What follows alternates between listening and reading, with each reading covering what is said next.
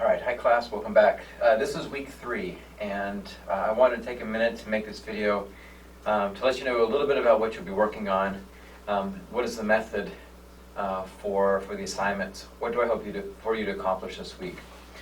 So one of the things that I have often struggled with when studying and teaching about history is how do we make this material come alive? It's one thing to sit in your dorm room or at home and read through a textbook.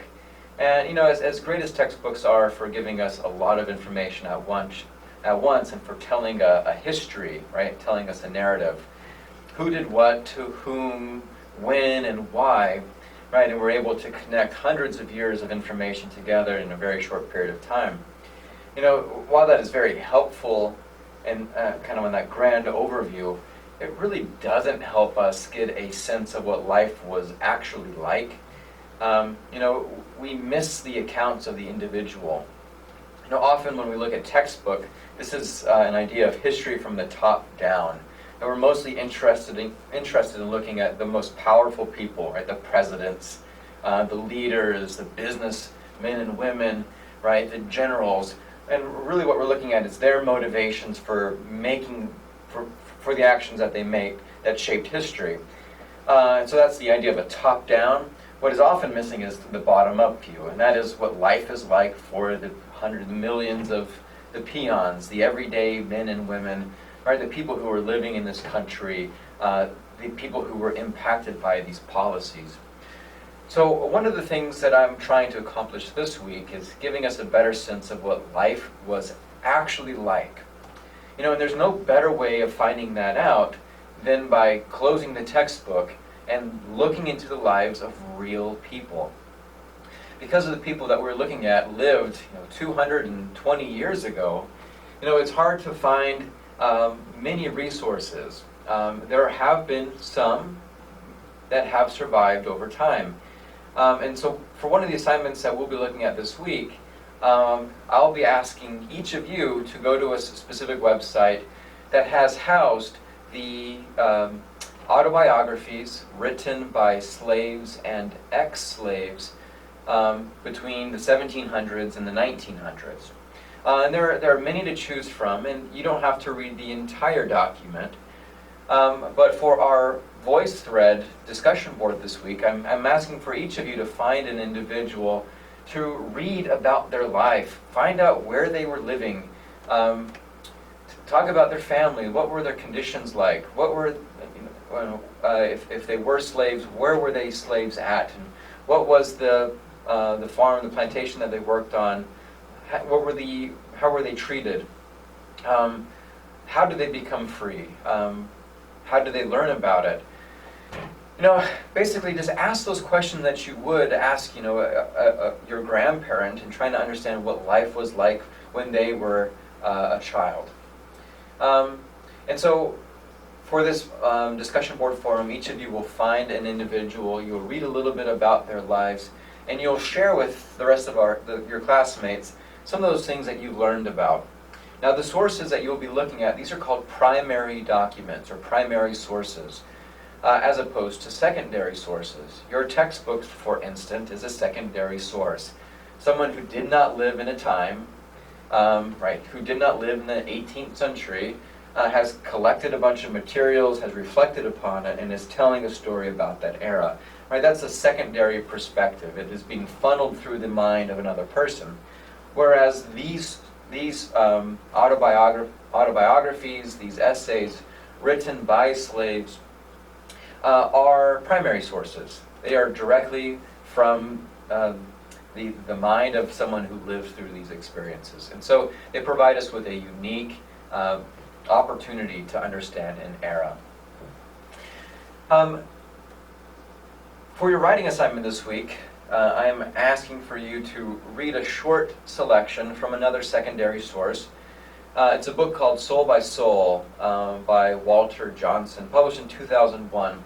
It is a fascinating book that explores what life was like in an antebellum slave market.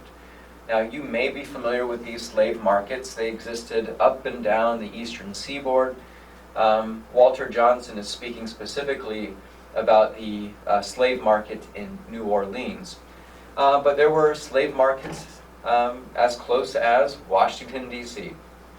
And Walter Johnson is considering what life was like for these slaves who are being transported to and put on display in these slave markets.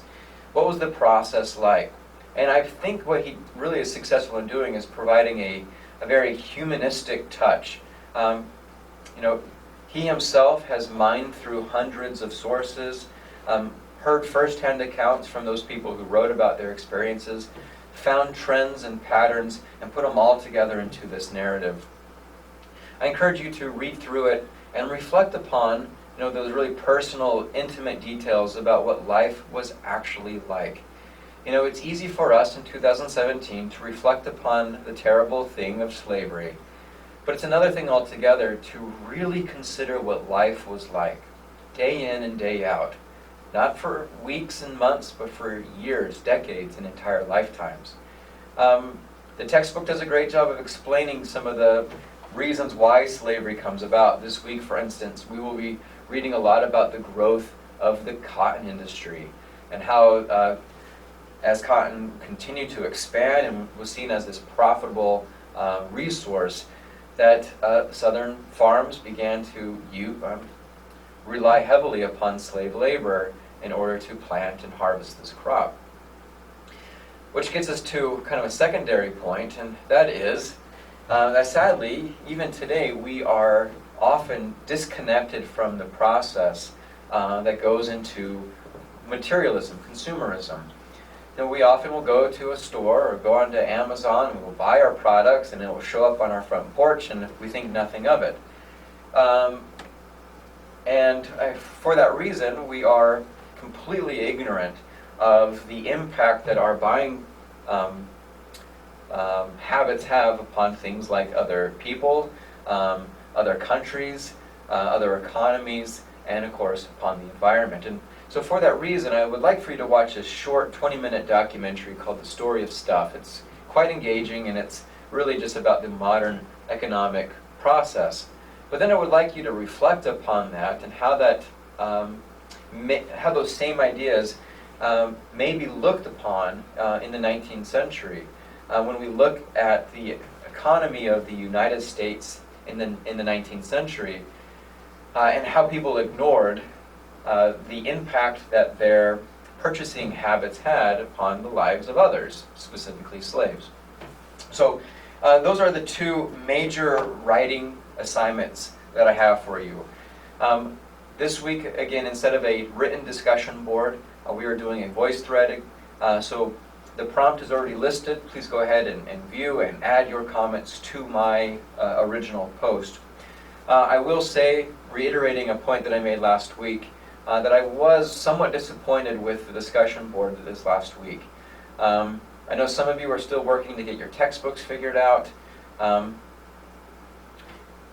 the discussion board forums are there to help us establish community. And as such, it's important that even though you may not be able to get to all the materials by a Wednesday, that you do take the time, Monday, Tuesday, Wednesday, to reflect upon the question and to provide a response so that we can help facilitate this type of open community.